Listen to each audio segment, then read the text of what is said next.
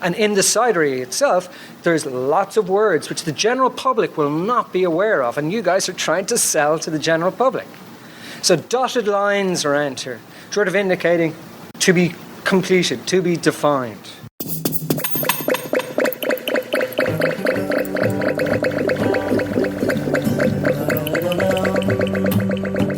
Hello, my name is Ria Wincaller, and I am the producer and cider MC of this weekly podcast, where we speak with makers, cider enthusiasts, and folks within the cider trade from around the world. Hip, hip, hooray! Our featured guest this week is Richie Brady. He's based in Ireland, and he brought us into this here episode 365. I played a little short clip there from his full presentation, which was titled A Systematic Approach to Tasting Cider. There is really no one else that has come across my desk who has put in more hours, more time, more research, and passion into this topic of a lexicon for cider than Richie. And you're going to be hearing both the historical research that he brings to our modern day culture, which is why I find this topic so interesting, because it's what we are doing constantly with our friends at parties, or if you are in the commercial part of the industry, you're doing that, trying to describe and find the perfect language to make it accessible for a whole bunch of people. And that takes skill. I mean, words have power, no doubt. So I find this an absolutely fascinating presentation. And no matter where you are in that plane, whether you're commercial or not commercial, I think you're going to find a lot of value here. And really, not just for cider, but an understanding of how history and maybe gender bias and privilege comes into play in terms of language, and how it impacts our entire culture, not only for cider, but just on how we interact. And that's my own 2 cents on it. He doesn't necessarily refer to it in that way, but, you know, that's a bit of what I get out of it. And perhaps you will too. If you do, send me a little note. I'd love to hear your thoughts on that. So that's going to be our featured presentation. We'll be rolling to that shortly. But first, we have a wee bit of news from out and about in Ciderville. Got tagged by my friend Dan at Spacetime Mead and Cider Works. That's based in Dunmore, Pennsylvania. Spacetime Mead and Cider Works has been a longtime patron of Cider Chat. And also Dan and his wife Lisa just attended the Truly Cider tour, the French tour, where we went to both Normandy and Brittany this past fall. By the way, the next French cider tour is going to be going out in 2024. Send a message to info@CiderChat if you want to get in on that. It's definitely going to be selling out. There's no doubt about it.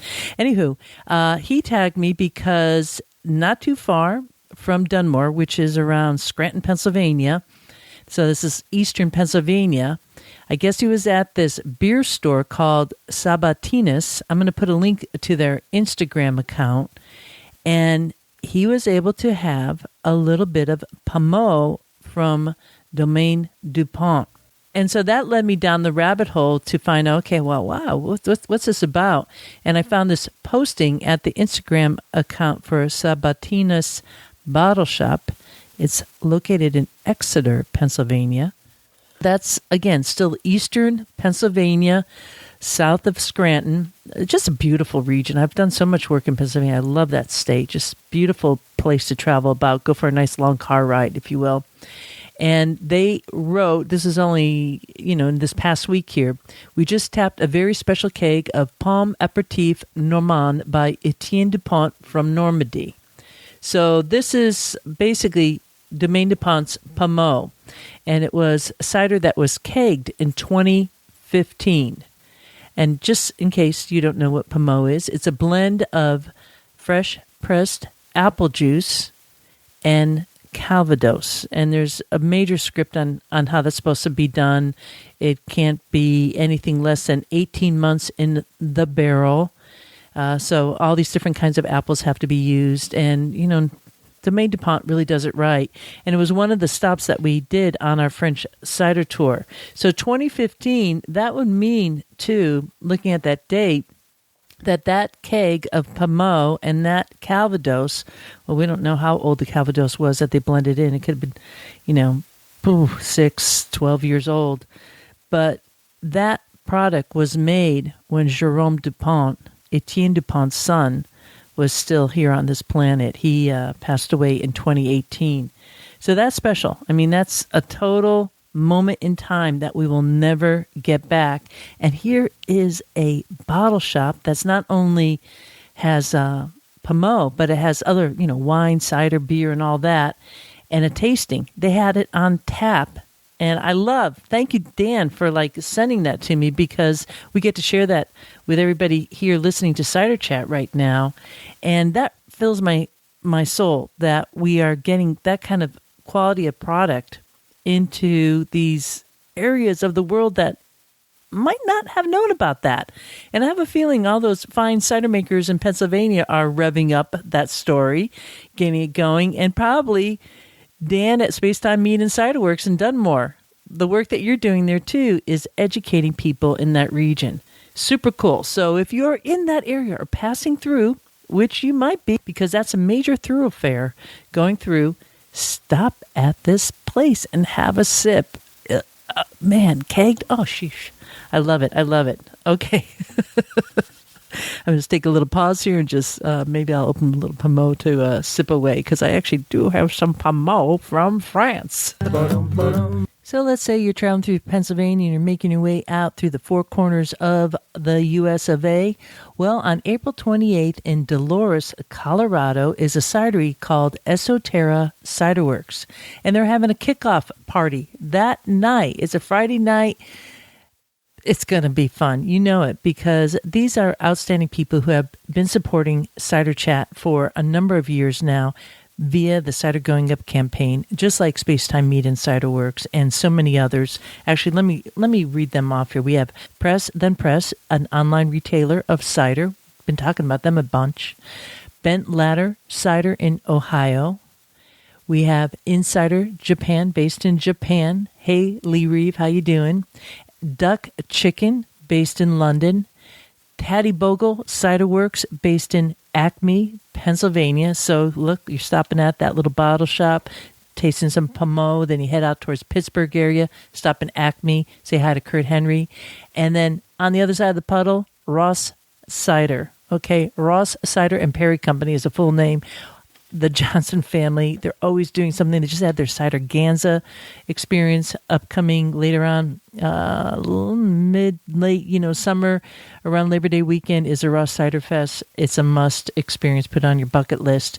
Those are all folks who are part of the Cider Going Up campaign at Cider Chat, who help support this podcast. So when any of them are doing something, you're really, I'm kind of like linear focus in the same way that Richie's linear focused on the language of cider, because without them and so many other fine patrons who are helping to keep this podcast on the air, we would not be having this conversation right now. So going back to Esoterra, coming on April 28th, they're having a kickoff party after a long winter, celebration, food truck, music, and it's going to be freaking good cider. So follow them also on Instagram. You can find all the links at ciderchat.com. Just go to the Cider Going Up campaign page there. And by the way, that website is getting updated as we speak. So I think soon I'll be able to start talking about the new website for Cider Chat. Really excited. Going to make searching episodes easier and just getting an assortment of things all squared away. So it was time. It was like 8 years in the making. Let's get this podcast upgraded and work with some professionals. So I'm excited for that, and couldn't do it once again with all the fine patrons. If you get value from this podcast, please consider joining the Cider Chat Patreon page. That's spelled Patreon, and just Google that and Cider Chat.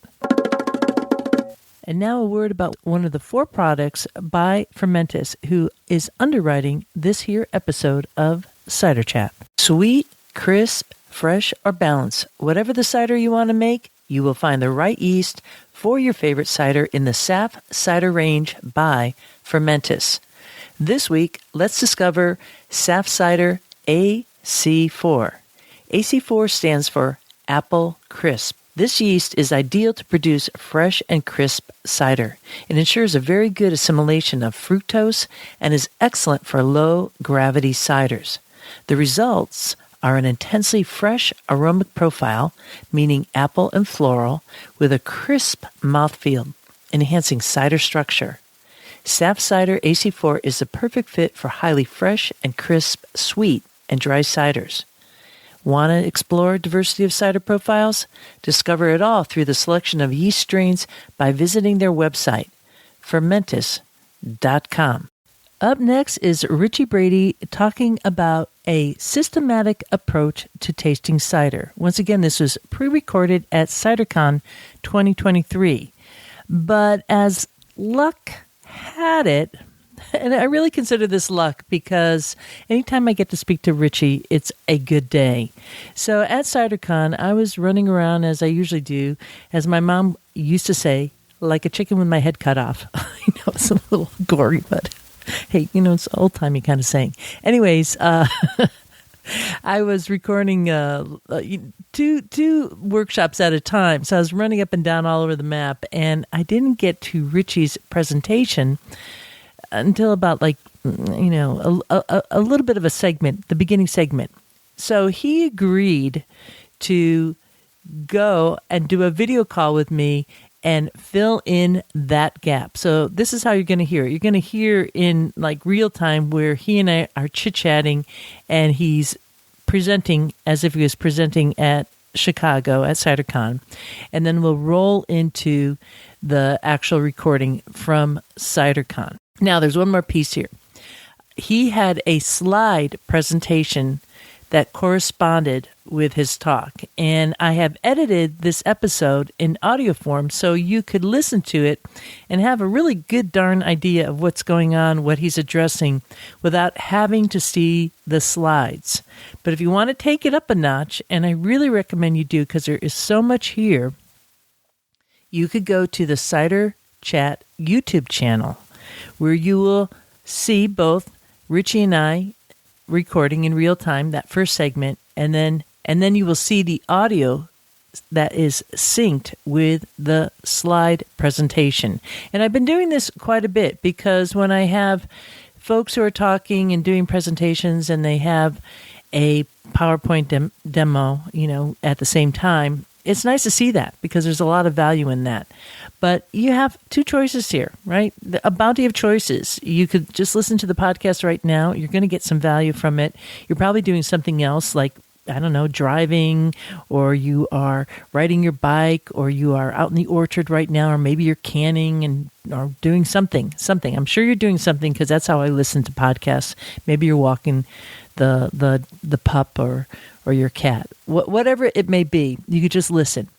But you could also go to the Cider Chat YouTube channel and make sure while you're there, subscribe and follow, because I'm always putting up more stuff, having more and more fun with video. If that's just too much info, which happens, don't worry. Just sit back, grab a glass, and enjoy this conversation with Richie Brady talking about a systematic approach to tasting cider. So my background is in initially wine. So the Wine and Spirits Education Trust Diploma, level 4. And from that qualification, professional qualification, I then became a wine educator, so a CAVA educator. I'm an associate judge at the International Wine Competition in London. And I also got into speaking. So you could see in the Dublin Gastronomic Symposium, I presented a paper of going, is the language of wine broken? We'll touch on a little bit of that today. So after looking at wine, I became interested in apples and cider. I did a master's in gastronomy and food studies, and my thesis was on adopting a systematic approach to tasting cider and the Irish craft cider industry. So again, I've become, please God, a contributor. So as we mentioned, I've spoken with her previously on Cider Chat. You may be familiar with some of my thoughts if you had subscribed to the Malice magazine, the Cider Craft magazine. So I've written to that as well. And I've also worked with the Irish Food Board BIA. I'm trying to help and discover Irish craft cider as well. So that's really my background. So what was my thesis about? Where did I come from? So no surprise, I'm Irish, as you can probably tell from my accent. But in Ireland, before the 17th century, the 1600s, Gaelic Ireland, the Brehon laws, the legal system which survived at that time, was a system of kings and chiefs, judges, poets, druids. I love the concept of a society being ruled by poets. Very interesting. But the laws of that time, the Brehon law, recognized and categorized trees and shrubs based on their economic value. The highest of those was the Lords of the Woods. And there was 7 trees in there. So oak, ash, holly, hazel, yew, Scots pine, and the apple tree, the wild apple tree. So if you damaged those trees, you were fined the equivalent of 2 cows, which were providing milk, and a 3-year-old cow. So that hefty fines. You also have to provide compensation for the damage you had done, which was a 1-year-old cow for merely cutting off the branch of an apple tree. So we know that apple trees were protected in Gaelic Ireland. But what about cider? In Gaelic Ireland, songs, poetry were used to emphasize things. Documentation wasn't really used, and cider is not emphasized in the songs or the poetry. Very, very limited documentation. In fact, it was a document, O'Davern's glossary from the 17th century, the lovely script you can see there, the Gaelic, the old Gaelic script. And there's a word in there, nen admin, which in 1873, one of the authors, Eugene O'Curry, said, the ancient Irish also made a kind of cider called nen admin from wild or crab apples, which is greatly prized. Subsequently, you can see writers in 1999 weren't so positive. They said it's a possibility. So we have doubts in Gaelic Ireland as to the presence and position of cider. We know apple trees were revered, but cider, we're unsure. Let's move up in time a little bit. So after Gaelic Ireland, when English rule was in place, and during that English rule in a particular period, when the George I, George II, etc., those various kings were ruling, it's called Georgian Ireland, I came across documentation. And in 1737, they're saying, cider is a business of some importance, since the consumption of that agreeable liquor is considerably increased and every day increasing. It was a considerable article of our importations. So that group, that Dublin Society, are really saying, why are we importing this? Why are we not producing it ourselves? Cider is spelled C-Y-D-E-R. That's 1737. By 1740, they have a collection of observations. They spell cider with an S, S-Y-D-E-R.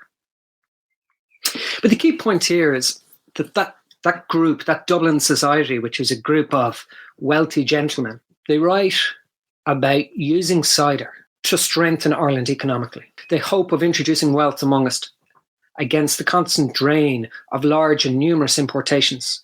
They say that they're unlimited dependency on imports. So they're labouring at their looms for the benefit of others. The natural soil of this island would, under proper management, make it as remarkable for wealth as it is now for poverty. And obviously at that time, they're referring to it as a barren desert, destitute of everything but some straggling herds of cattle, since at a moderate consumption, half the wealth yearly is drained out of this kingdom. So what were those instructions? And I've spoken with Rhea Cider Chat about those instructions, some of those detailed instructions, and they were about hand harvesting. So this is 1737, hand harvesting apples from the tree rather than off the ground with windfalls, discarding damaged apples, having triage tables, delicate handling, how to crush, pressing which juices they'd use. They preferred the first run juice, etc. And lots of instructions on the treatment, preparation of barrels. They regarded cider as equal to wine. So in its highest degree of perfection, this cider is not inferior to the juice of grapes and seems to be bestowed by nature as a full equivalent. And to obtain this should be the aim of all those who deal in cider. So they established the economic importance, where it was, trying to give instructions on how to make it. But how did they describe it? And they recognized themselves going, the difficulty in describing the taste of cider.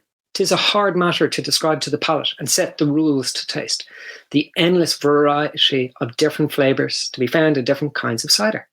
They also put in the phrase, reckoned an advantage. They recognise that the complexity of the different flavours from the multiple varieties was an advantage which was being underutilised. They just didn't know how to describe it.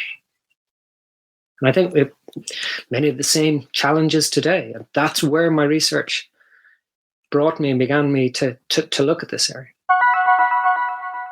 Alrighty, we have caught up Ciderville. So tip of the glass to Richie Brady for being so kind to fill in that missing audio from his presentation. And there was a lot there, wasn't it? I mean, it's really leading us into the early history of cider in Ireland. And note how there was different spelling back then, which, geez, I don't know. Did that happen with beer and wine? I don't think so. So, look, cider is that rogue child that keeps on making us think out of the box, and we're all the better for it, I say. So now we're going to roll next to that a continued audio on this very topic with Richie Brady. Here we go. So they recognized how many different types of cider could be made, the different varieties, the different tastes. Yet at the same time, fundamentally, they start off by saying, "'Tis a hard matter to describe to the palate." How do you describe in language what you're tasting? So that's 1740, 1737, and they recognize that. So that's the segue into the difficulties in describing taste in language. So well-known wine consultant Emile Peignard referred to working against the barrier of the inexpressible. We need to be able to describe the indescribable. We tasters feel to some extent betrayed by language. So why is that? And particularly in English, why is that? Firstly, in English, smell descriptors are overwhelmingly source descriptors. So the smell of a lemon, the smell of roses. In English, the vast majority of our words come from a source, something physical which you can hold. But you're trying to describe the intangible, which is a smell. So the summary really is, your choice of words for what you have tasted does not mean that the person you're speaking to is going to share that understanding. You may feel that you fully know what you're saying, but the listener has a completely different interpretation. Subjective, your view; objective, what the other person will hear. And Jancis Robinson, who is, let's say, the wine world's top authority, in the Oxford Companion to Wine, wine descriptors are in their linguistic infancy, parallel to the days when linguistic sound could only be described by comparison to other sounds. This is not easy. We all refer to tastes and descriptions, etc., but this is difficult and it's recognised as such. So I'm just going to step through a little bit within the wine world. Where is the language of wine at the moment? Where did it come from? And what, dare I say, pitfalls are out there? So in the early 20th century, wine description is very much a gentleman's club, the old English gentleman's club. And as you can see by the image, outsiders not welcome. It's by invitation only. So this was people who were writing about wine for whom drinking fine wine, the best of wines, was part of their everyday life. So it's exclusive and restricted to the industry insiders. It's a trade establishment. Interestingly, when they described wine, they didn't describe the flavours. They described wine as a whole, holistically. What they were interested in was going, the typicity of it. Is this typical for a Bordeaux? Left bank, right bank. They were considering long-term investments. What am I going to lay down in my cellar if you're lucky enough to have one? They're not talking about acidity. They're not talking about tannin or sweetness. There's no detailed flavours or aromas. You are meant to already know what they're talking about. So how can you crack into that world? How can you understand what they're saying? So George Sainsbury, in his Notes in a Cellar book in 1920, and I am trying to draw out bits here, which I think is like, wow, you could not say that today. So he talks about a particular wine and go, it has not the feminine grace and charm of claret, the transcendental qualities of Burgundy and Madeira. There is something about it which has been created in the pre-established harmony with the best English character. So again, the Oxford Companion to Wine does refer to him, and this is a quote, as a crusty old author. So what does he mean by feminine? What does he mean by transcendental? The pre-established harmony of national character. So within this realm again, you already have to be on the inside. You have to share the understanding which they have. And Michael Broadbent, in the great vintage book, 1980, famous quote goes, style and quality and condition are of more value than precise descriptions of the actual smell or taste. Pinot smells like Pinot. How do I know if I'm coming to wine for the first time what a Pinot smells like? And André Simon, and this I like again.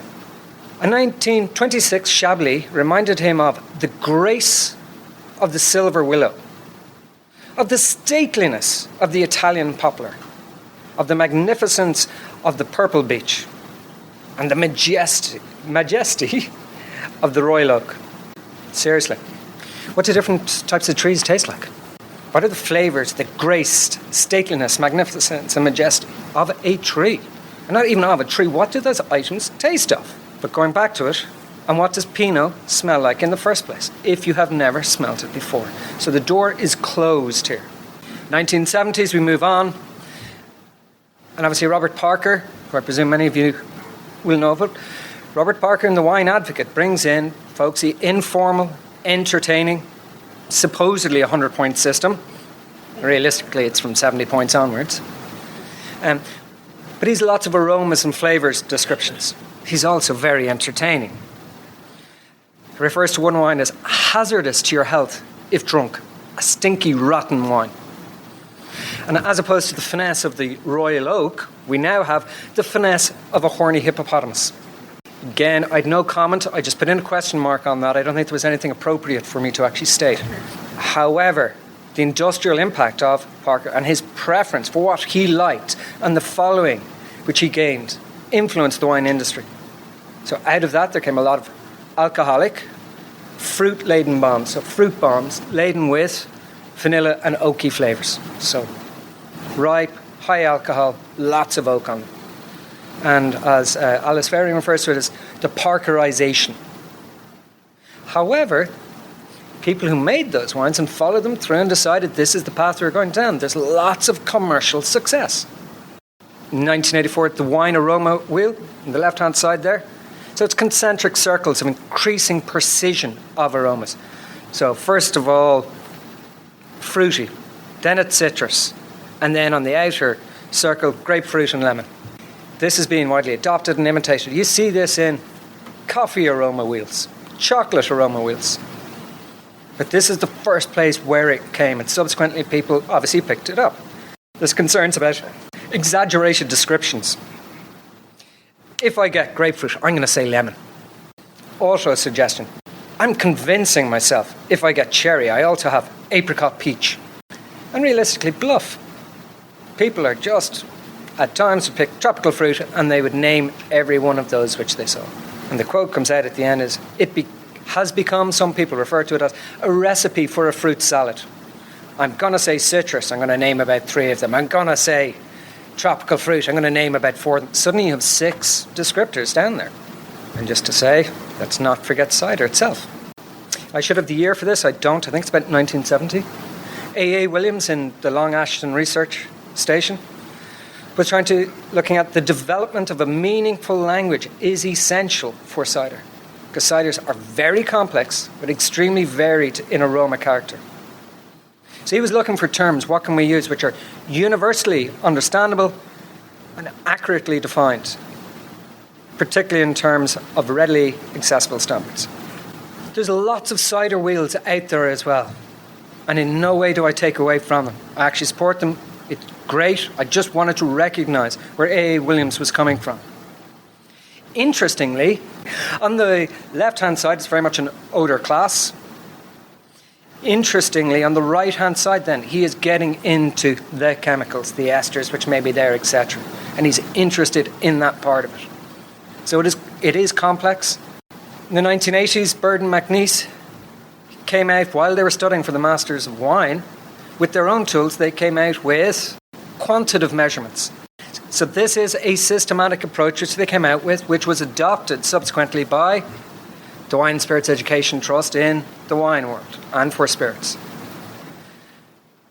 So what do we mean by systematic? It's structured and repeatable. It's the same way every time, the same questions. Think of it. That gives you consistency, gives you confidence. But to this day, to this time, everybody has been talking about the stateliness of various trees or talking in insider language. And when Bird and McNeice came along, they began to talk about measurements.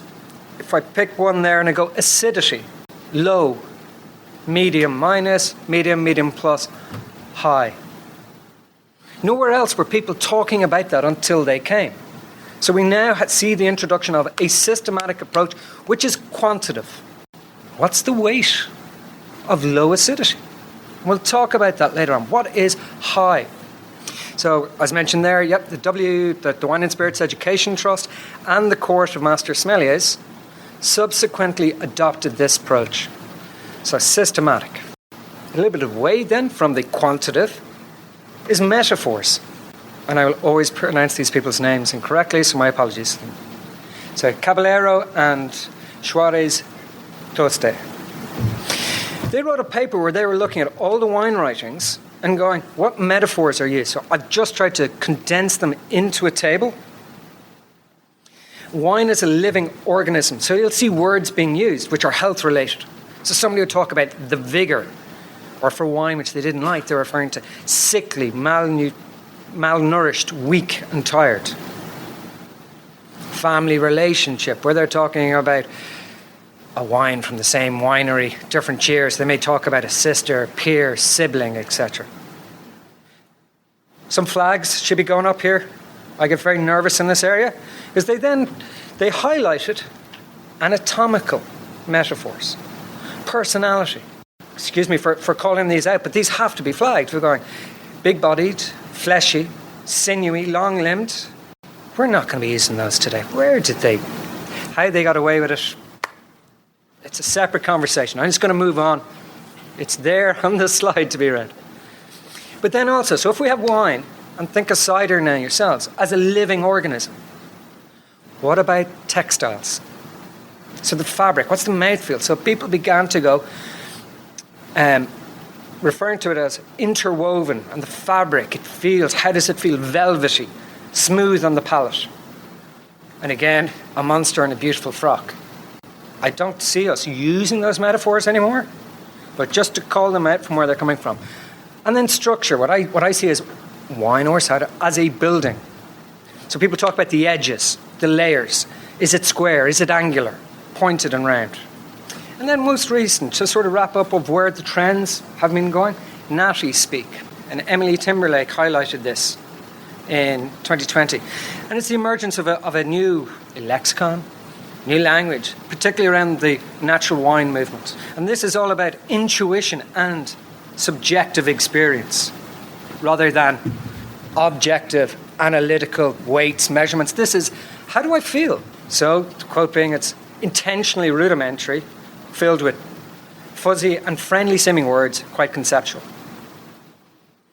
So some of the words highlighted would be glug glug, gluggable, smashable, downable, for chugging, easy juice, funky bretty. I don't think so. I think bretty is, we know where it comes from. So I probably disagree with that word being there. I think that's a little tough. But again, that is all about subjective. How do I feel? Membership through language. The words we use to talk about wine often say more about which club we want to be part of. So she refers to nerd or jock, country or rock and roll. How do you define yourself? What club are you part of? What do you want to be part of? The language you use. Michael Silverstein refers to it as semantic registries. So if you use terms in a certain way, you're part of a club. Other members of that club recognize that you're using those words, that language. The in-crew, whatever way you want to refer to it. Again, post-2000 trends is feelings and imagination. So Andrew Jeffrey, very famous wine writer. Analytics leave no role for imagination, and tasters should not be a policeman so much as a psychoanalyst or a confessor. Allow people to say what they want, do not judge. And again, Hannah Howard, exploring attributes beyond flavour, like how a wine makes you feel. So this is a step beginning to go beyond flavour itself. The one which I love, which is quite hard to describe or get one's head around, is John Dilworth. He refers to somebody describing a wine as imaginative improvisation. I'm going to say improvisation just because I can't pronounce it. But imaginative improvisation theatre. We're describing the taste is a sensory theme. So you're on the stage and you're improvising. However, that's the language of wine. So Professional Wine Writer Symposium in 2021, Esther Mulby highlighted claims the widespread agreement that the language used to talk about wine is broken. She's supported by Jancis Robinson on that as well, in some of her comments as well. Eurocentric, absolutely. Colonialism, racism, sexism, and being exclusionary. I'm not going to step into those, but yes, that's where the language of wine has got to, so it is changing and moving. So proposed systematic approach to tasting cider. So this is aligned and very similar. Can I use the word inspired by? Both the WSET's systematic approach to tasting wine and the American Cider Association's Pomelier sensory analysis worksheet. It applies to not just cider, but perry, pommeau, etc. The key pieces here is structure and then the flavours and aromas. Yes, it is analytical, and there's a detailed version and a less detailed version. Key piece is you approach the glass without knowing what's inside it. So that's bad phrasing, isn't it? You approach the glass with cider, you're in it, but you don't know who made the cider, how it was made. You know nothing about it. So there's no prejudice. You don't know the production methods or the technical details. You're focused only on the liquid in the glass. Key things, same question, same order, every time. So here's the structure. So appearance, aromas, and then the palate. So the appearance, clarity, intensity, colour, and then other. So is it still petulant? Is it sparkling? The colours from straw all the way through to tawny. And I'm not going to pick out each of these because I know people won't be able to see them and it'll be a little bit tough to follow. The aromas. What's the intensity? Is it light, medium, or pronounced? I have in my own mind, my own cheats for these.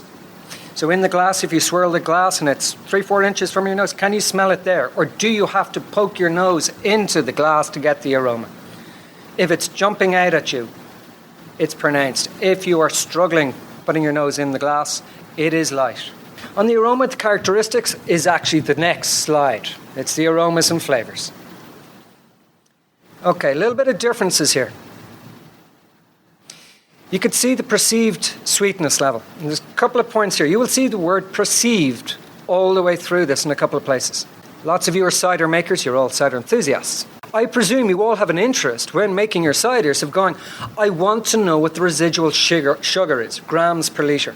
So when you then go to taste your own cider, you know this has 2 grams of sugar residual left in it. But that means you already come to the glass with a prejudice as to what it is going to taste like. You should know nothing about the cider as you go to taste it. Acidity, the same thing. It's perceived acidity, perceived sweetness, perceived acidity, and perceived tannin. It's not the actuals. It's what are the physical reactions in your mouth. So let's get physical reactions going. So for sweetness, and I fully recognise sweetness is tasted all across the mouth, but particularly there's concentration at the tip of the tongue. So I always think of it like, dare I say, like a snake, where the forked tongue at the end, that bit in between is where I certainly perceive sugar. And so if I was to get a shot glass of water and then fill it with as much sugar as I could and then dip my tongue into it, I get a physical reaction. I'm not saying to actually drink the glass of sugared water, but it's just to familiarise yourself with where does sweetness physically kick off. What do you actually feel? The tip of your tongue, that little spot. Do you get a physical reaction? Acidity. Again, this is perceived acidity. Physical reaction. What is the best way to describe this? If you taste your cider, swirl it around your mouth, What I would suggest is then open your mouth and turn your head downwards. And if you want to know what acidity is, it's really about saliva. And I'll use the wrong phrases, but I think of it as running down the sides of the cheeks. The inside of your mouth. But if you open your mouth and face downwards, the key question will be, how soon do you think you're going to have to swallow? Or how soon do you think you're going to be dripping on the table? So it's a physical reaction. It has nothing to do, obviously it has to do with the grams per litre of tartaric acid, etc., but you're looking for physical reactions. If you're swallowing every 5 seconds for 20, 30 seconds, it's high acidity. Whereas if you swallow once, that's it. It's low acidity. So if you think of 5 seconds, then 10, then 15, then 20, how often are you swallowing? So as to, if you have your head pointed down, so as to avoid dripping on the table. And then tannin is the same thing. Okay, so tannin is, gums, etc. But different types of apples will have tannins in different parts of the mouth. So Kingston Black last night, I found my interpretation, the tannins are on the front roof of the mouth. Front of the palate, as opposed to somewhere else, like different wines will have tannins in different places. The alcohol level at the back of your mouth, do you get a burn after you swallow? It's a physical reaction. It doesn't have to be a burn. Is there a sensation there? So we're talking about sweetness, acidity, and tannin. A balance between those with alcohol. Again, all of these are physical reactions. I haven't talked about a flavour or aroma yet. And the flavour intensity, light, medium minus, medium plus, pronounced. There's a couple of observations here. We could say at this stage, and you're tasting the wine, minerality, chalk, slate, steely, mineral, or is it oily, cloying?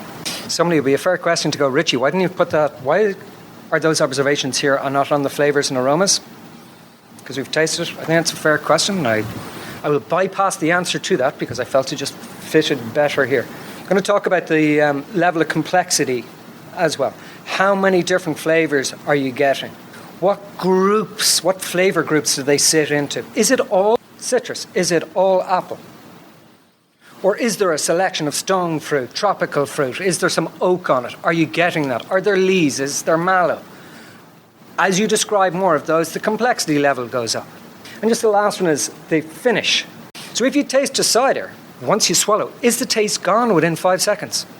Or is it there for 20 seconds? Short, medium, or long? So again, 5 seconds, let's call it short. 20, let's call it long. But all of this is before we get to the flavours and the aromas. The vast majority of things here is about what are the physical reactions in your mouth. In the acidity, it's very weights and measurements, isn't it? Low, medium, high. What's the nature of the acidity, so?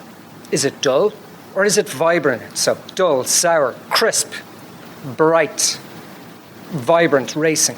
Vinegary, not a real positive word there. But vibrant, bright, racing, yes.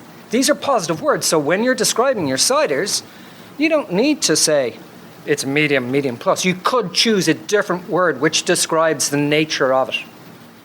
So racing acidity, I expect to be swallowing every 5 seconds because this is refreshing my palate. The saliva is running down the sides of my mouth. And then in tannin, is it soft or is it drying? And I'll wave a little flag here going, I recognise sweetness. And the American Cider Association, I think, agreed 2 years ago, words to use around, is it dry, semi-dry, semi-sweet or sweet? If we go over to the tannin, I'm just flagging the word drying, the active verb. It is not related to sweetness, so people may go, it's a dry wine. How can it be drying as well? Drying refers to the tannin. So again, it's soft, astringent, sort of like black tea. Don't put any milk in your tea. Drink black tea, you'll know what the tannins are about. Is it puckering? So again, needing to refresh your mouth and hoping that there's some acidity in that cider to balance out the puckering as well. On the extreme, it can be bitter and coarse. So onto the flavours and the aromas, just sort of 2 sections here. Primary fruit. What are the flavours you are getting? And this is, let's just call this out now, this is about the flavours which you taste. It is not saying something which went into the cider. It is not referring to a co-ferment or an addition afterwards. You are approaching the glass without knowing what's in it, how it was made. So you should be asking yourself the questions of going, okay, I've done the structure. Now for the flavors. Am I getting primary fruit? Hopefully you are. Am I getting green fruit? Or am I getting citrus, stone fruit or tropical fruit? And within those, let's call them groupings, so the primary fruit, I'm not trying to say you must use these words. These are only suggestions. And the first one here is going to be, again, a little bit of a flag. I'm Irish. Gooseberries are something which are available to us. However, they're not fully available to everybody globally. They are basically unknown in China. And I understand here in the States, they're accessible to some people in some places. So it's why use that word? So to recognize, these are just suggestions. So again, gooseberry, apples, so green, red, etc. Pear, quince, the citrus fruit. And I'm conscious of not draining all of these.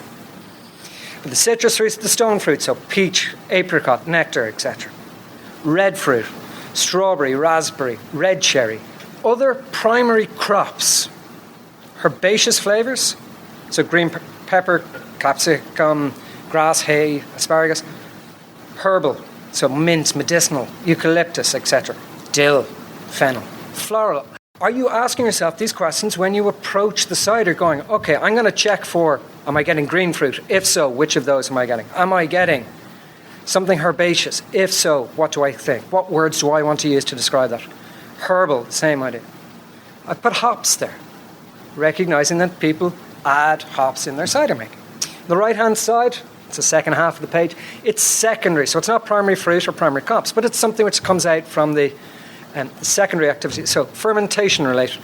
It's tannins, and black tea, earthy, smoky bacon, farmyard. I would interpret these as being coming from the fermentation itself of the apples. You can see put together bread, toast, dough, biscuit. So we're thinking sort of yeast here. Butter, cream, cheese, yogurt. Thinking of malolactic. Barrel related, so what type of wood? What was in, if it's a barrel, what was in there previously?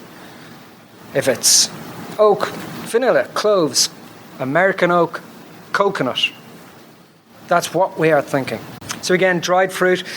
I don't want to drain this, but again, nuts and aging I think is just worth, if you are aging your ciders, what should you expect? What do you think will suddenly appear in an aged cider? So almonds, hazelnut, walnut, coffee, chocolate. Before moving on, I just love that word, the other there. Just think it's a word we should bring back. Petrichor, you know that smell after a long dry spell when it rains? Some of these flavours are associated with production techniques. So tropical fruit, it could be potentially flavoured. Red fruit, the same thing. It could be fruit additions, cranberry could be added. Flavours associated with lees, autolysis, malolactic, wooden barrels, etc. Each of those sort of paired. And just at the end is actually trying to give a conclusion. Is the cider balanced or not? What do we mean by that? So is the acidity balanced with the tannin? Is there a flavour there, or is it all just tannin and acidity with no fruit flavours? Is the alcohol out of step? Is the alcohol burning it? And the other sort of factors which one would consider is the length. If a beautiful cider disappears and the flavour disappears from your mouth within 5 seconds, it's got a short length. Whereas if it continues for 20 seconds, it's great. So it's the length, the intensity, and the complexity. And then, again, controversial, opinion of quality. It's not, that is an opinion, it's a suggestion. It's not saying whether the cider is or is not good, very good, outstanding. But it's about going through the process to go, is it balanced? What was the length like? What was the intensity? I got loads of different flavour groups. And is it complex? Appearance, aroma, structure. Again, putting in the intensity, the sweetness, acidity, etc. And on the flavours, trying to avoid that fruit salad type of description.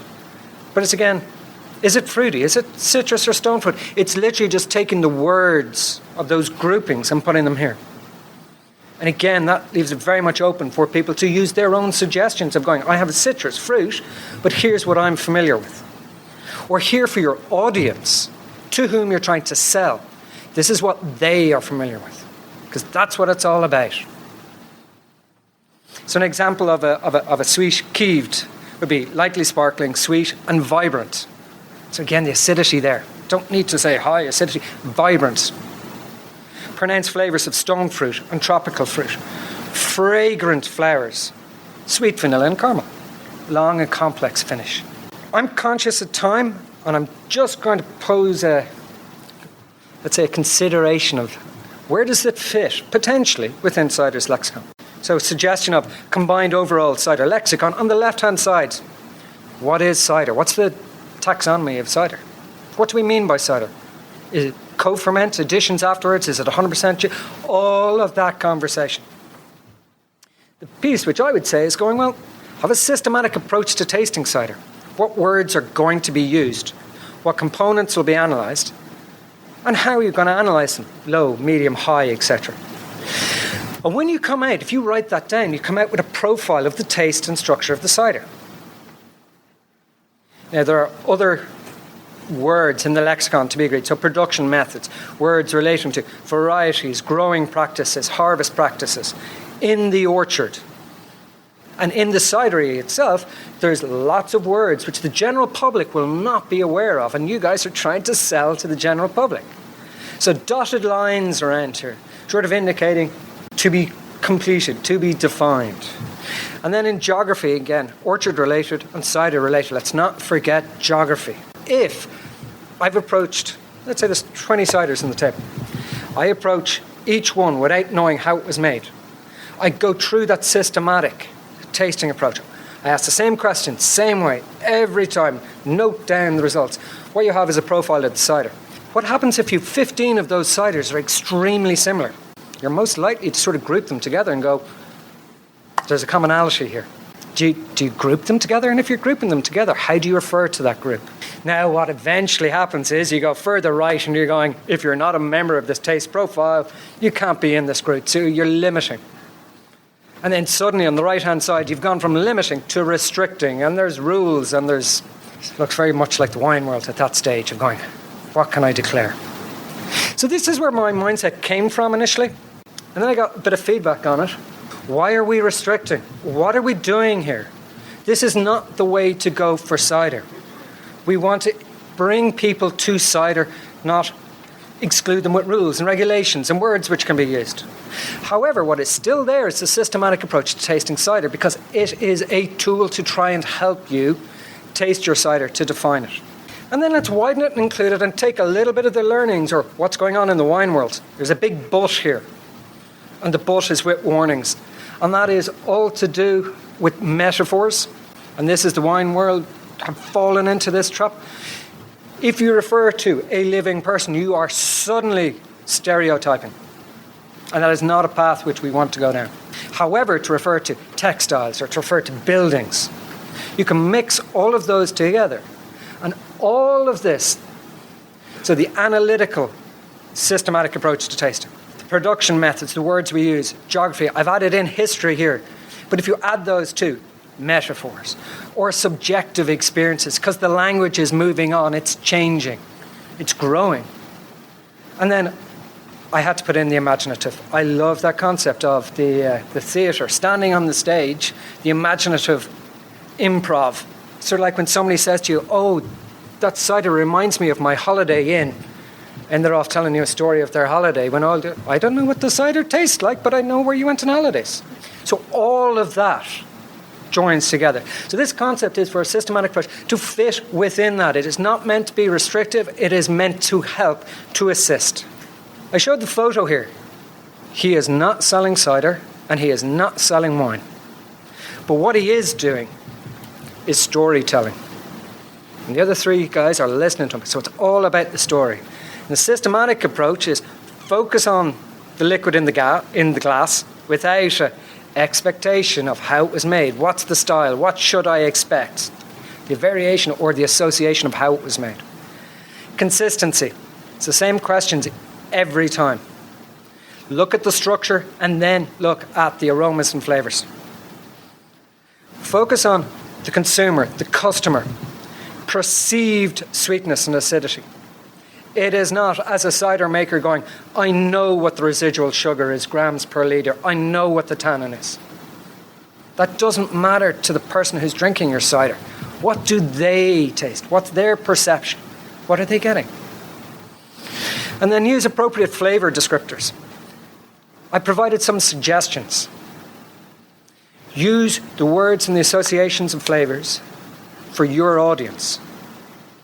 So if they're familiar with different types of foods or fruit, then use those. Let us not be restrictive. What a commanding presentation. I really want to recommend that you do check out the Cider Chat YouTube channel and listen to this while looking at the slides, because you'll even bring it up a whole other step to see what he compiled together, all the research, and what he's offering to all of us to really look at how we describe cider and how we could continue to do that in a way that's more accessible to more people and also to ourselves. I'm going to add a little something in here on the topic before we fully leave this question of how to describe cider. You may have noted that the title of this podcast episode is A Fantastical, Indescribable Drink. Cider. To me, that's what cider is all about. I love that everyone is finding their own way to describe it, because taste is a really, really subjective value. I mean, as much as you go into a judging platform, in the end, there's not one competition that I have ever participated in that didn't become a wee bit subjective. I mean, you could go through your BJCP, your elemental E, whatever type of standard you have for a judge in a certain category. But in the end, taste is subjective. And perhaps that is the beauty of what cider or any libation really does for us. It brings us on that mouth journey that is subjective to the experiences that we have had at that point or up to that point in our life. The title for the presentation, for Richie's presentation, was A Systematic Approach to Tasting Cider, which is clinical and technical and very appropriate for CiderCon. But in my mind as a podcaster, and to reach the broad audience that listens weekly to this podcast, I had to go where most of us who don't really give a hoot about selling cider want to go. And that is to dive into the wonder of cider. So if you've listened this far on the podcast and you're like, holy smokes, like how am I going to define cider going forward? I would say follow your heart and let your tongue lead you there. Meaning that your taste is who you are. When I taste or I talk about cider on this podcast, I am having a moment where I'm feeling something. It's a visceral experience that I then try to convey to you. And that works for me. In fact, I've been talking about and judging cider and wine and beer for more years than I'd like to count. And at this point, that is my journey into cider. That is why I chose this topic to begin with, because I love the magic of it. I love that it is a fantastical, indescribable drink. Take that 2 cents as you will. And when we return next week, we have a new and fun episode for you on a totally different topic. And if you like this little Rhea 2 cent at the end, or what Soham Bhatt of Artifact Cider has called Rhea holding court, do let me know, and maybe I'll do it again. And with that, I leave you here. This is Rhea Windcaller signing off for now. Looking forward to seeing you in Ciderville. We like cider like this. There is a reason why we do it like this. There is a reason why we drink it like this. There is a reason why we do it like this. Yeehaw!